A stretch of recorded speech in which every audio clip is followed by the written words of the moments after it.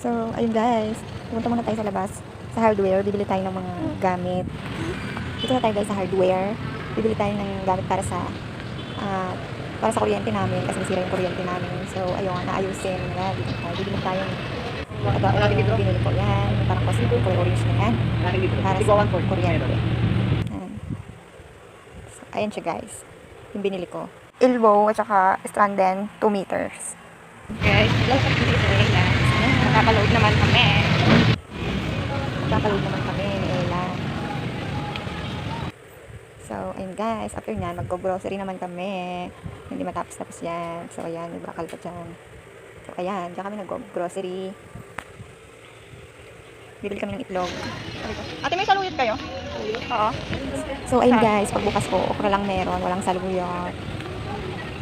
Yun guys, after ko mag-uwi, magluluto naman ako ng lunch namin, tanghalian na. Smile-smile din. Para kunwari, masaya magluto.